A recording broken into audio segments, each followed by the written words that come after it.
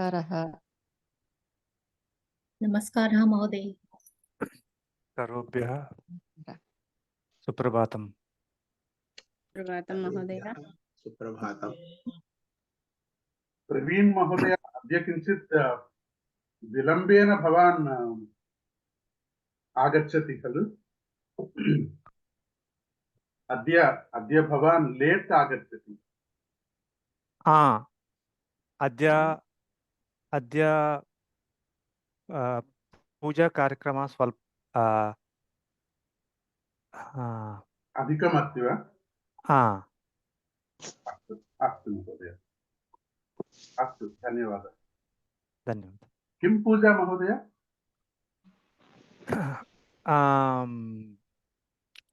प्रातःकाले दीपाराधना महोदय। गुरुदेव प्रतिदिनं करोति वा? प्रतिदिनं अहम् एव धर्मपत्नी महोदय करोति।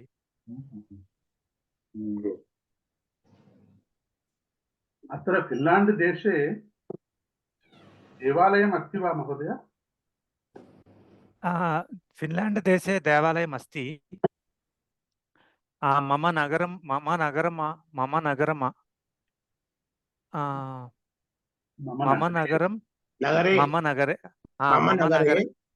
नगरे देवालयं नास्ति।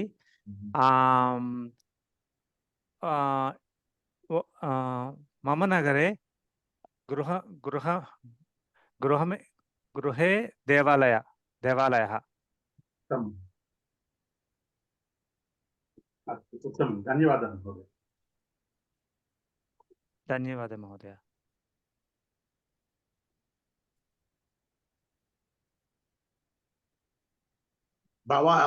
प्रवीण महोदय, भवान् किं करोमि फिन्लैंड देशे? किं करोति? अहम्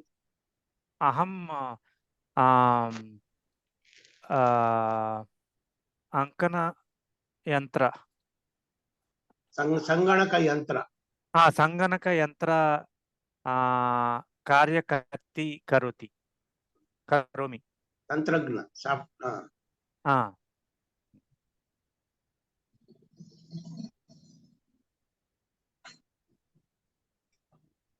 इंडिया भारत देशे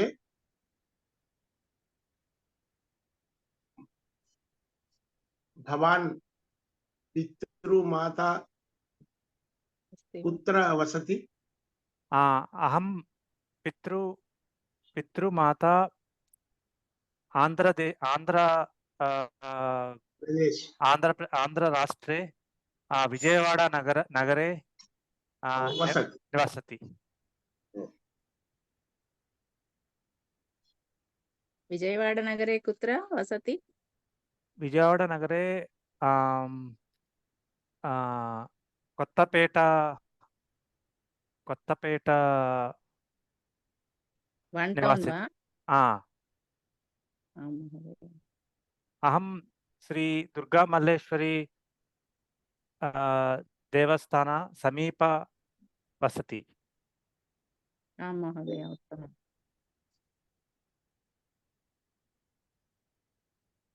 महोदये, दुर्गा माधवी महोदये, नमस्कारः वदतु महोदय। नमस्कारः।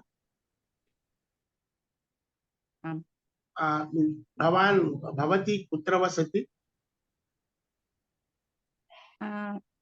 अहं गुरजाड ग्रामे वसामि। गुंटूरु जनपदं? न महोदय, कृष्णा जिल्ला। कृष्णा जनपदं। कृष्णा जनपदम्। अत्र गुरजाड इति ग्रामम् अस्ति वा? आं महोदय। अत्युत्तमम्। उय्यूरु जानाति? समीपे वा? उय्यूरु समीपे वा? आं महोदय। अत्युत्तमम्। ग्रामं वा पट्टणं वा महोदय? ग्रामं महोदय। अस्तु, ग्रामं। कति जनाः निवसन्ति?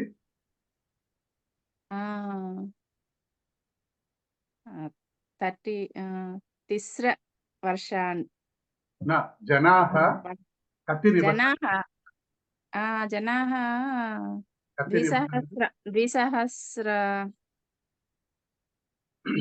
जनाः द्विसहस्रजनाः वसन्ति वसन्ति उत्तमम् उत्तमम् धन्यवादः उय्यूरु नगरे मम जन्मस्थली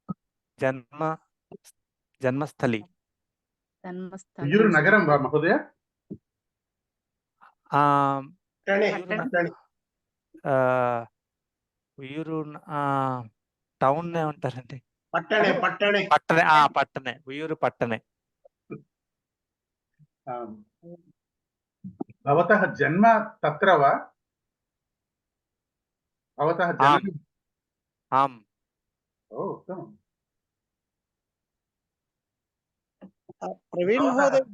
प्रवीण महोदय नमस्कारः सुप्रभातम् नमस्कारः सुप्रभातम् यूएं किं कार्यालये कार्य उद्योगं कुर्वन्ति महोदय यूयं वा यूयम् इति पदमहं न जानामि भवान् किन्तु पदम् అది भवान् अहं भवान् क्षम्यतां महोदय भवान् किं कार्यालये कार्यं उद्योगं कुर्वन्ति महोदय अहं नोकिया कार्यालये कार्यकर्तः ओ नोकिया उत्तमं महोदय सन्तोषम् नोकिया कार्यालयस्य प्रधानकेन्द्रं फिन्लाण्ड् मध्ये अस्ति खलु नोकिया प्रधानकेन्द्रं फिन्लाण्ड् देशे अस्ति ओ फिन्लाण्ड् देशीय नोकिया फिन्लाण्ड् देशीयः वा आम् आम् महोदय फिन्लाण्ड् देशे तेलुगु कार्यालयम् अस्ति वा तेलुगु कार्यक्रमाः कुर्वन्ति खलु आम् अनेक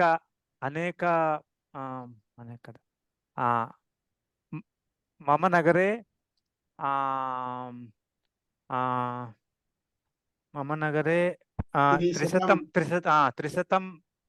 त्रिशतं तेलुगु जनाः वसन्ति 300 वा 300 जनाः वा परिवाराणि वा महोदय तेलुगु जनाः 300 जनाः येन मम नगरं 300 जनाः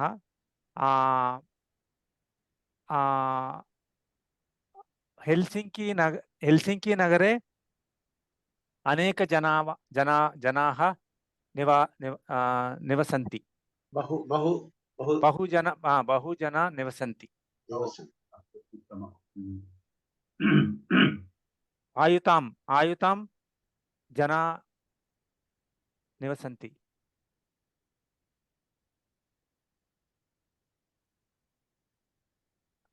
महोदय प्रवीण महोदय आम् अत्र तत्र तेलुगु असोसियेशन् अस्ति वा अस्ति मम नगरमे हेल्सिंकी नगरे अन्यत्र नगरे तेलुगु समूह अस्ति समूहाः अस्ति उत्तमम् మిగతా వాళ్ళు కూడా దయించి నోరు విప్పండి ధన్యవాదాలు మహోదయ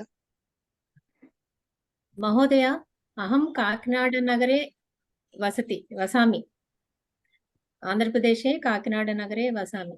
काकिनाडनगरे समुद्रं कथमस्ति महोदय? शान्तमस्ति महोदय। अत्र समुद्रं शान्तम्। प्रस्तुतं प्रस्तुतं शान्तमेव। 10 किलोमीटर दूरे वसति महोदय। लक्ष्मी महोदय महोदये लिङ्गं महोदये काकिनाडनगरे श्री शृङ्गेरी पीठे देवस्थानः अस्ति अस्ति अस्ति अस्ति काकिनाडनगरे शृङ्गेरीपीठम् अस्ति वा? शृङ्गेरीपीठ देवस्थानम् अस्ति। देवस्थानमस्ति, पीठं नास्ति। पीठं नास्ति। अत्र खलु चागण्टि कोटेश्वरराव महोदय निवसति खलु। अनन्तरम् अन्यमहोदय अपि।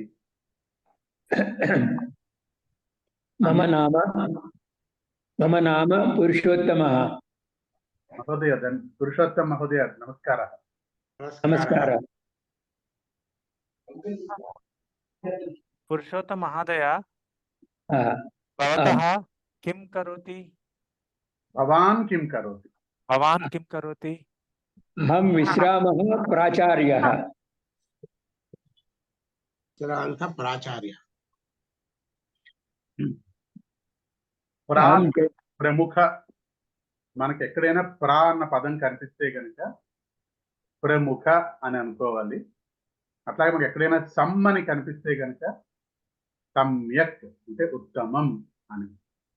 ప్రా ఆచార్య ప్రాచార్య ప్రముఖ ఆచార్య ఇది. మహోదయ కుత్ర विद्यालयस्य नाम किं? पुरुषोत्तम महोदय। अहम् आन्ध्र विश्वविद्यालये पठितवान्। उद्योगं NIT जमशेदपुर नगरे।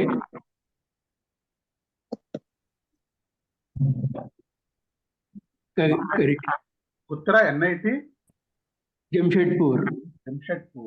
NIT जमशेदपुर में जमशेदपुरे।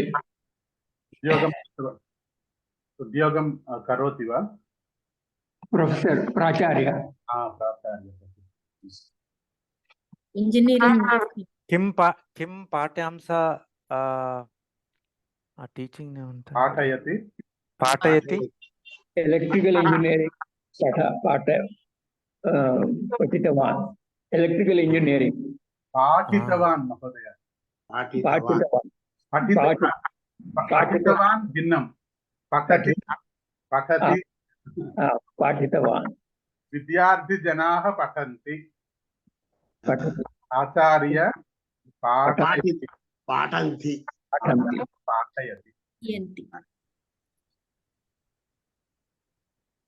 भवान् किं कुत्र वसति? भवान् किं कुत्र वसति महोदय? अहं ECL समीपे निवसति। ECL समीपे कुत्र वसति? ECL समीपे DIE कॉलोनी के प्रति। DIE कॉलोनी समीपे म्युनिसिपल ऑफिस। अहम येसराव नगरे वसति महोदय। येसराव नगरे रहति। आम् महोदय। अहं इंटेल कार्यालये बेंगलुरु कार्यकर्त्री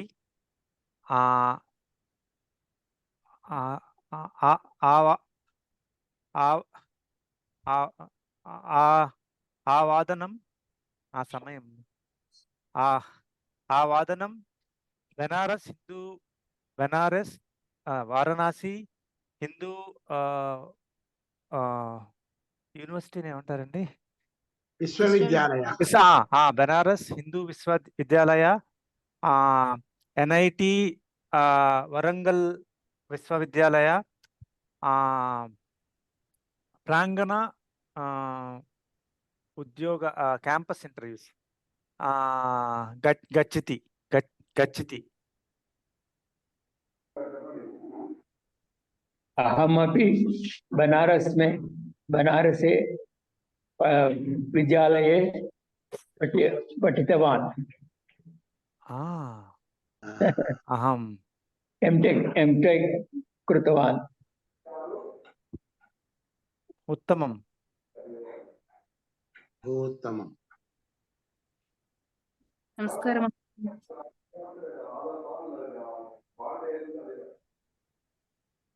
नमस्कारः महोदय नमस्कार महोदय नमस्कारः महोदय महोदय भवत्याः नाम किम् अहं श्रीदेवी महोदय एक्- मम नाम श्रीदेवी अहं बेङ्गलूरु नगरे वसामि महोदय अत्र पैड 6 महोदय अत्र एका महिला अस्ति हम्म। पैड 6 इति तत्र लिखितं कृपया नाम लिखन् तत्र जूम यूजर अनन्तरं सैमसंग कृपया वदन्ति चेत् अहं नमस्कारः महोदय नमस्कारः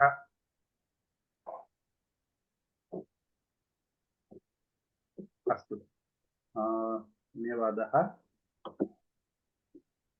अस्माकं कक्षायाः समयं जातः नमस्कार महोदय भवत्याः नाम किम्